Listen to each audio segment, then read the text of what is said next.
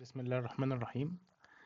هنبدأ النهاردة مراجعة كده سريعة عن اللي احنا اتكلمنا عليه في آخر محاضرة، اللاب بتاع النتورك بتاع AWS. هشرحه بطريقة مختلفة وبطريقة ممكن مختصرة ومرتبة أكتر. أتمنى إن هي ما تاخدش نص ساعة زي المرة اللي فاتت.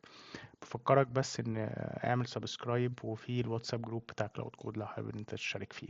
طيب، أول حاجة أنا هعملها إيه؟ ماشي، ده ترتيب الحاجات اللي انت محتاج تكريتها لما تيجي تعمل النتوركينج بتاع اي حاجه عندك في AWS.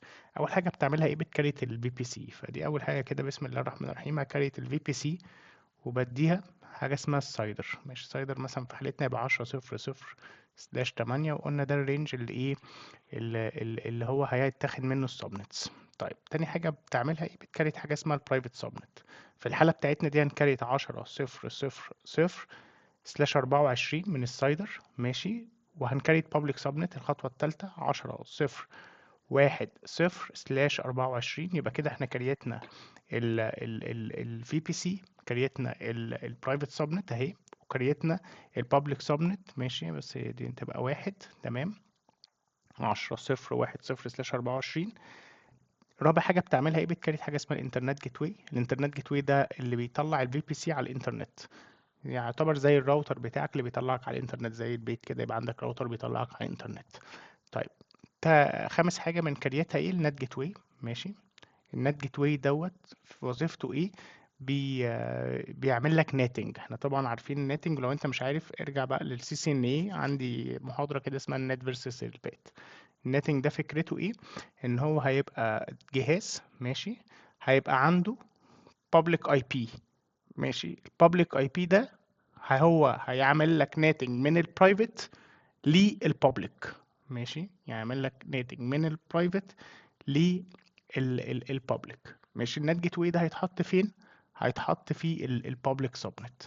كنت انا امبارح حطيته في سبنت لوحدها، النهارده انا هحطه في البابليك سبنت. مش محتاج تحطه في سبنت لوحدها او في راوتنج تيبل لوحدها، ممكن تحطه في البابليك سبنت. ليه؟ لان انت بس النت جيت واي محتاج ايه؟ محتاج حاجه واحده، ان هو يبقى عنده محطوط في سبنت. السبنت دي عندها في الراوتنج تيبل بتاعها ديفولت روت بيرمي على الانترنت جيت واي. طب، يبقى احنا كده عملنا البرايفت سبنت، عملنا البابليك سبنت، كريتنا الانترنت جيت واي، وكريتنا حطينا النت جيت واي، او كريتنا نت جيت واي وحطيناها في البابليك سبنت. سادس حاجه البابليك راوتنج تيبل. تعمل عندك راوتنج تيبل زي ما انت شايف كده هنا اهو، كاريت راوتنج تيبل بتاسيت البابليك سبنت فيه، وبتقول الديفولت روت بيرمي على الانترنت جيت واي.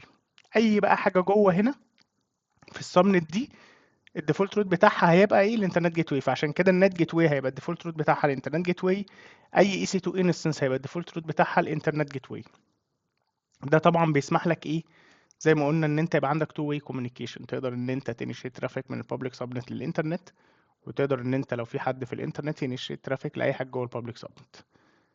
البرايفت سبنت مختلفه شويه. ليه؟ لان الديفولت روت بتاعها كاريت راوتنج تيبل للبرايفت سبنت، ده الستيب الرابعه. ماشي، هنحط الديفولت روت بيرمي على النت جيت واي. يعني الديفولت روت بتاع البرايفت سبنت دي هيبقى بيرمي على النت جيت واي.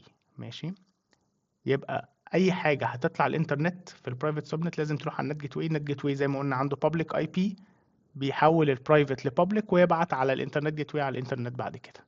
ده كده باختصار الترتيب. تعالى بقى نشوف الكلام ده كده واحده واحده. ماشي، في الكونسول بتاع اي دبليو اس. طيب،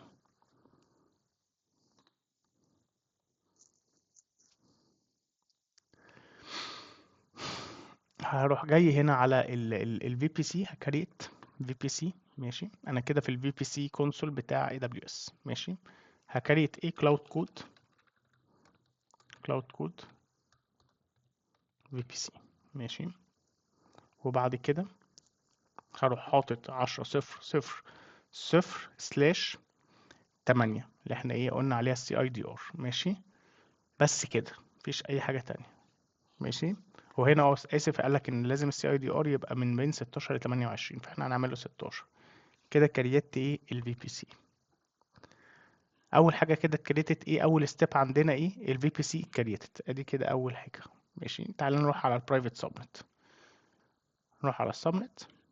كاريت سبنت هنسميها، هنحط البرايفت سبنت دي في كلاود كود في بي سي اللي احنا لسه مكريتينها، هنسميها برايفت سبنت. ماشي. برايفت سبنت بتبقى لازم في availability زون، هحطها في 1A. ماشي. وهقول ان الرينج بتاعها 10 0 0 0 سلاش 24، ولازم يبقى جزء من السي اي دي ار بتاع الفي بي سي. كده البرايفت سبنت اتكريتت. تعالوا نروح على الخطوة الثالثة اللي هو البابليك سبنت. طيب اكريت بابليك سبنت برضو في كلاود كود في بي سي، بابليك سبنت. ماشي. وهتبقى الرينج بتاعها 10 0 1 0 سلاش 24. لازم تبقى برضو من السي اي دي ار بتاع الفي بي سي، نفس الفكرة. يبقى انا كده عملت ايه؟ كريت البابليك سبنت. رابع ستيب هي كريت الانترنت جيت واي. اروح على الانترنت جيت واي، كريت كلاود كود. ماشي. داش اي جيت واي لو انترنت جيت واي كريت. كده بقى عندنا ايه؟ انترنت جيت واي. ماشي. هو بيقول لك ان هو دي اتاتشد، فاحنا بس محتاجين ان احنا ايه نقول الانترنت جيت واي ده تبع انهي في بي سي. ممكن يبقى عندك اكتر من في بي سي، فبس هقول ان الانترنت جيت واي ده تبع الفي بي سي بتاعت كلاود كود. ماشي. طيب كده الخطوة الرابعة خلصت. نكريت النت جيت واي. ماشي. ننزل هنا النت جيت واي، كريت النت جيت واي. ماشي. هروح اعمل ايه؟ كلاود كود نت جيت واي. ماشي. بيقول لك ايه؟ عايز تحط بقى النت جيت واي دي في انهي سب نت؟ هحطه في البابليك سبنت. ماشي. وبيقول لك عايزه يبقى بابليك ولا برايفت؟ طبعا هو لبابليك كونكتيفيتي عشان هو اللي هيطلعك على الانترنت. وهنا بتعمل حاجه اسمها لوكيت الاستيك اي بي، بتقول ان انت ايه تديله بقى البابليك اي بي. يعني النت جيت واي ده هيبقى في البابليك سبنت. ماشي. بس هو هيبقى عنده بابليك اي بي لما يجي يطلع يكلم الانترنت، بيكلم الانترنت بالبابليك اي بي. طبعا مش هو اللي بيكلم الانترنت، البرايفت بقى رينجز اللي احنا قلنا عليها هنا. لما تيجي تطلع على الانترنت بتبعت الترافيك على النت جيت واي، النت جيت واي بيعمل ناتنج بقى لكل اي حاجه جايه من هنا من البرايفت سبنت للاي بي دوت اللي هو 35 159 99.212، ويبعته على الانترنت. تمام. كريت نت جيت واي. ماشي. النت جيت واي بس بياخد ايه وقت شويه قبل ما يتكريت. طيب يبقى كده احنا ايه عملنا الفي بي سي، البرايفت سبنت، البابليك سبنت، الانترنت جيت واي، النت جيت واي. رقم 6 ايه؟ البابليك راوتنج تيبل. هروح رايح على راوتنج تيبل هنا. في طبعا الديفولت راوتنج تيبل. اول ما انت بتكريت الفي بي سي بيبقى فيه ديفولت راوتنج تيبل كده وبيتحط فيها السبنتس. احنا مش عايزين نستخدم الديفولت راوتنج تيبل ده، عايزين راوتنج تيبل نعمله احنا بايدينا. فراح اعمل ايه؟ البابليك هنا راوتنج تيبل، وهقول ان ده هيبقى جزء من كلاود كود في بي سي. كده انا كريت الراوتنج تيبل. ماشي. بتاع البابليك. تاني خطوه بتعملها ايه بعد ما تكريت الراوتنج تيبل؟ يعني بتقول الراوتنج تيبل ده جزء من الفي بي سي الفلاني. بعد كده هنا بتقول انا عايز انهي سبنت تبقى جزء من الراوتنج تيبل دي. هختار البابليك سبنت، فهعمل هنا ايديت سبنت اسوشيشن، واختار البابليك سبنت ديت ان هي تبقى جزء من الراوتنج تيبل ده. ماشي. يبقى انا دلوقتي بقى عندي راوتنج تيبل اسمه بابليك سبنت، اخترت البابليك راوتنج تيبل اسمه بابليك راوتنج تيبل، اخترت البابليك سبنت تبقى جزء منه. وبعد كده تاني حاجه بعمل ايه؟ بايديت الروتس جوه الراوتنج تيبل ده. هاجي اقول ايه؟ الديفولت روت. طبعا احنا عارفين ان البابليك سبنت او البابليك راوتنج تيبل الديفولت روت بتاعها بيبقى زي ما انت شايف كده الانترنت جيت واي. فاجي هنا اروح اعمل ايه؟ انترنت جيت واي، واختار الانترنت جيت واي كلاود كود اللي انا كريته سيف تشينجز. تمام كده. يبقى كده دي الخطوه اي السادسه. ماشي. الخطوه السابعه بقى. ماشي. الخطوه السابعه ايه؟ ان انا بكريت راوتنج تيبل للبرايفت. كريت راوتنج تيبل برايفت راوتنج تيبل. ماشي. سيلكت في بي سي كريت. انا كده حطيت البرايفت راوتنج تيبل دي في الفي بي سي بتاعت كلاود كود. تاني خطوه ايه؟ ان انا بقول ان انهي سبنت هتبقى جزء من الراوتنج تيبل دي، البرايفت سبنت. تمام كده. تالت خطوه بتedit الروت. الروت هيبقى هنا الديفولت روت رايح على ايه؟ الديفولت روت في البرايفت سبنت او البرايفت راوتنج تيبل بيرمي على النت جيت واي.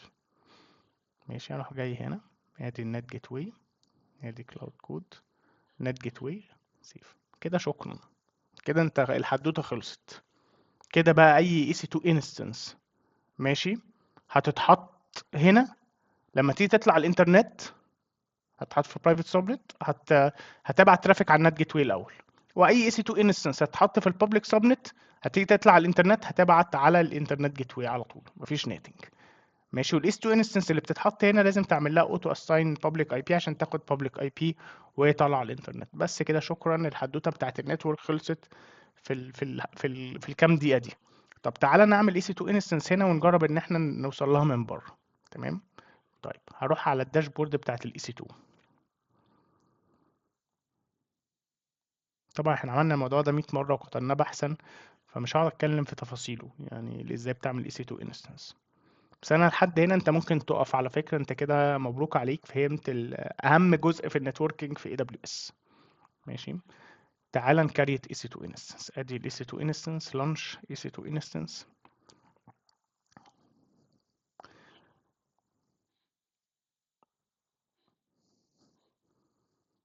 ماشي. ويب.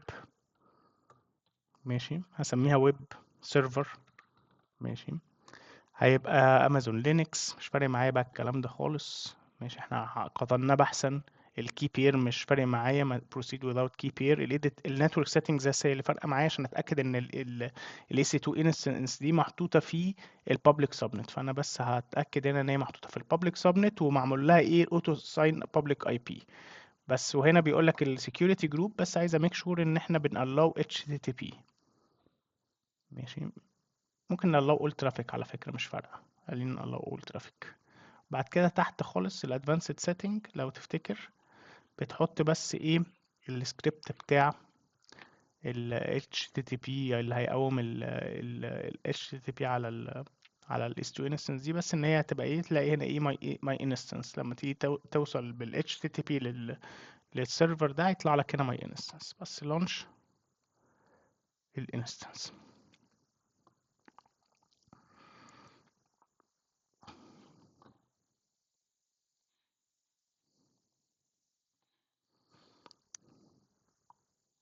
تعالى نشوف كده الانستنس.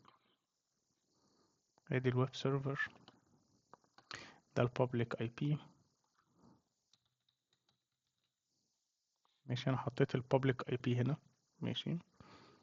وطبعا هو هياخد وقت بس عقبال ما ايه، ما يقوم. يعني طبعا لسه هو بيندنج الستيتس. المفروض ان لما يقوم، المفروض ان هو لما يقوم يديني ماي انستنس. يبقى انا بعمل ايه، انا باجي هنا واحد من الانترنت هنا. ماشي، انا شخص هنا من الانترنت. ماشي. بحاول ان انا اوصل للويب سيرفر ده. بس طبعا لو الويب سيرفر ده كان محطوط في البرايفت مش هينفع ان انت توصل له. ليه؟ لان اول حاجه هو ملوش بابليك اي بي، ومش هينفع ان انت توصل له بالبابليك اي بي بتاع النت جيت واي، هو مستخبي ورا النت جيت واي.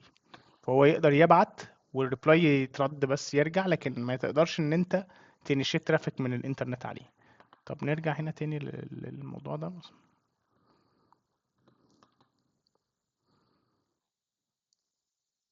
بص اهو ماي انستنس كده. شكرا.